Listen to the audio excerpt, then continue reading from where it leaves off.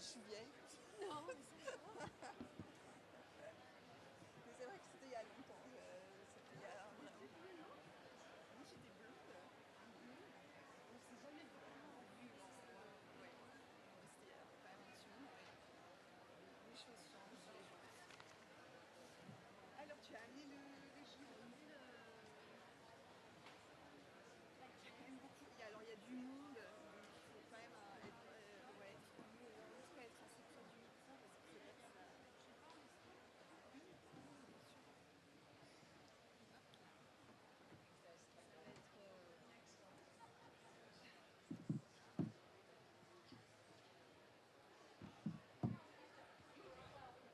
Juste attendre 1 ou 2 minutes.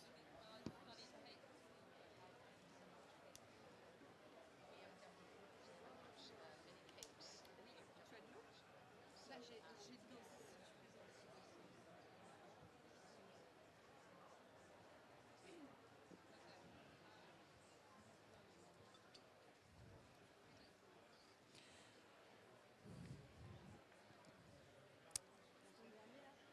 Non, pas du tout.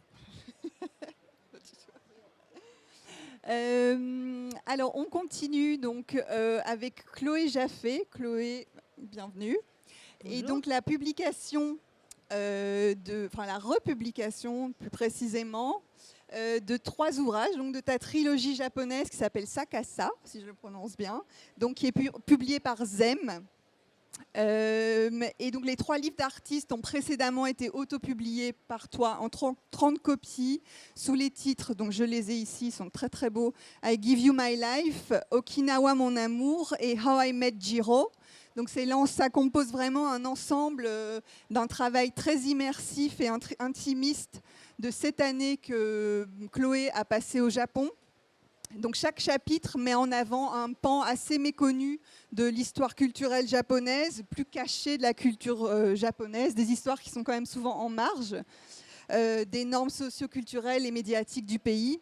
Donc il y a les femmes de Yakuza, qui était le tout premier à Give You My Life, Okinawa Mon Amour, sur l'histoire de l'île d'Okinawa, qui est un bastion militaire américain, et enfin le quartier défavorisé d'Ishinari à Osaka, à travers la figure de Jiro, qui est un habitant du quartier que tu as rencontré et photographié largement.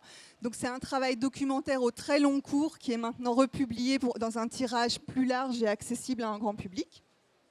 Donc voilà, il y a énormément forcément à dire. 15 minutes ne va pas couvrir le sujet, mais voilà. Donc tu déménages à Tokyo en 2013, si je ne me trompe pas, avec l'intention de commencer un travail photographique sur les femmes de Yakuza, donc qui est quand même un univers très très protégé. C'est un projet qui te prendra plusieurs années à réaliser. Tu as appris le japonais, tu as été très patiente, tu as travaillé comme hôtesse dans un bar et tu as fini par rencontrer un des boss de la mafia qui t'introduira dans son univers personnel. Et c'est par ce biais que tu commences la série, donc la première série I Give You My Life. Est-ce que tu peux me parler de ton intérêt au départ pour le sujet et nous expliquer comment la première série a pris forme? Alors en fait, j'étais déjà partie au Japon quelques fois. On m'entend bien? Je sais pas, ouais. Et suite à ces 2 premiers voyages au Japon, j'ai commencé à développer une espèce d'obsession pour la culture japonaise. Et plutôt par hasard, je suis tombée sur un livre qui s'appelle Yakuza Moon, qui est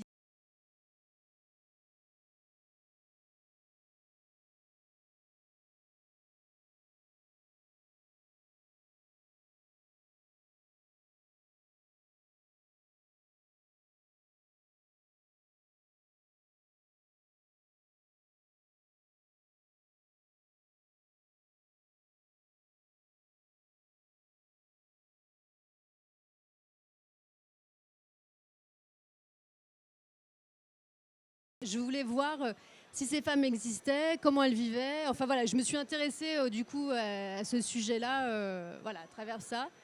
Et donc je suis partie au Japon en 2013 pour aller à leur rencontre, mais de manière très naïve, quoi. Parce que je parlais pas japonais, j'avais pas de fixeur, d'assistant. Enfin voilà, je suis partie avec mon sac à dos et voilà. Et ça a fini. Et 10 ans après, je peux vous présenter ce livre. D'accord. Et oui, donc tu es resté sur ce premier projet, ça t'a pris combien de temps exactement?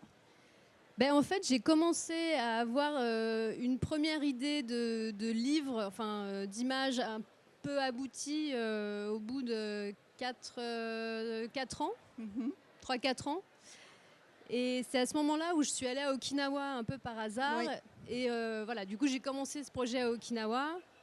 En fait, à la fin, les 3 projets se sont complètement entremêlés, quoi. Oui. Donc le second projet, c'est donc tu arrives sur l'île d'Okinawa. Et ensuite, donc, le troisième, c'est à Nishinari, donc c'est un quartier défavorisé d'Osaka. Je voulais savoir comment les 2 autres projets, parce qu'à la base, tu voulais seulement rester, c'était seulement le premier projet que tu voulais faire. Comment est-ce que les 2 autres sont arrivés par la suite? En fait, c'est l'histoire un petit peu de ma vie. C'est-à-dire que c'est 3 livres qui sont plus ou moins autobiographiques. Mhm. Donc, Okinawa, c'est un projet qui est venu naturellement à moi. J'avais pas l'intention de faire un livre spécialement. Enfin, je veux dire, la trilogie est née de par elle-même. Mhm. Et c'est un petit peu la même chose avec Jiro, que j'ai rencontré au hasard des rues. Et puis, il y a eu une connexion, une histoire, puis une envie d'y retourner. Et c'est le désir d'être à l'endroit et de rencontrer les gens qu'on fait naître après ces ouvrages-là. Et comment, justement, Jiro, enfin, la plupart des gens que tu représentes, je voudrais savoir comment est-ce que tu as envisagé, par exemple, la représentation photographique de personnes comme Jiro que tu as rencontré, leur histoire personnelle, parce que c'est quand même un document très intime. Donc il y a toutes ces questions aussi sur la documentation de vie qui sont quand même assez compliquées. Ouais, c'est sûr. En fait, je crois que dans tout ce travail-là, l'idée, c'était vraiment de m'investir un maximum et de me fondre dans ces projets-là. Donc, c'était pour le premier sujet, par exemple, pour I Give You My Life, j'ai décidé de me faire embaucher comme hôtesse pour oublier en fait la photographie et pour être dans le même contexte que les femmes que j'allais photographier. Et je crois que la démarche, elle est un petit peu la même pour les 2 autres livres également. J'ai pas pensé les images, en fait. J'ai vraiment vécu les moments. Et ensuite, ça donne naissance à des livres, je veux dire. Mais sur le moment, surtout, j'essaye de pas trop réfléchir. Oui, ça doit être. Oui. Je voudrais parler justement, donc les 3 ouvrages sont très beaux, ils sont enfin republiés dans un tirage plus large. Je voudrais parler de ton intérêt pour le livre. Donc, comment est-ce que les livres auto-édités ont pris forme à la base?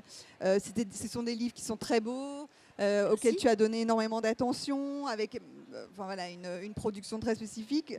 Voilà, dans quelle mesure est-ce que le livre fait partie de ton processus de travail dès le départ?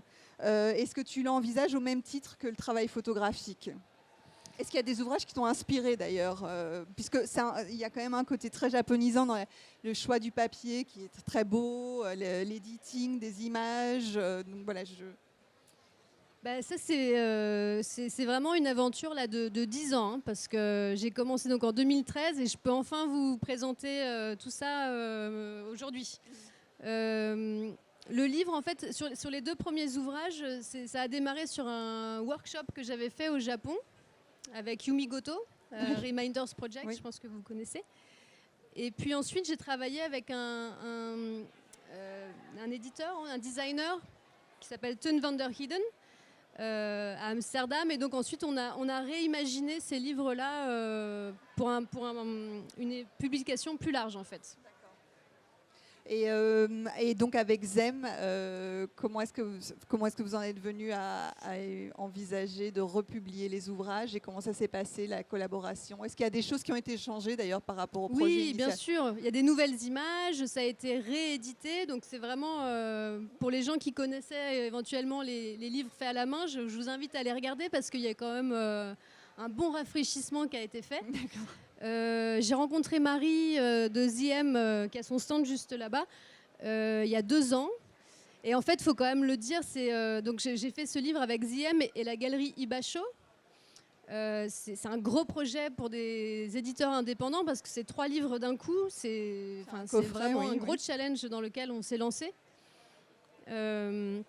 Et en fait, j'ai décidé de retravailler aussi avec Teun van der Heijden pour adapter cette trilogie dans une édition de trade. Pardon, je mélange un peu le français et l'anglais. Pas de souci. Et Est-ce que tu travailles déjà sur un autre projet à l'heure actuelle J'ai commencé un travail au Mexique.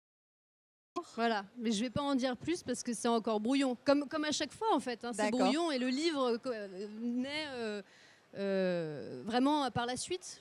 Moi, je préfère ne pas trop penser mes images quand je les fais, en tout cas. D'accord, mais tu vas déménager au Mexique du coup aussi. Je ne sais pas, peut-être. Peut-être, oui. Okay. Est-ce que certaines personnes ont des questions pour Chloé? Non.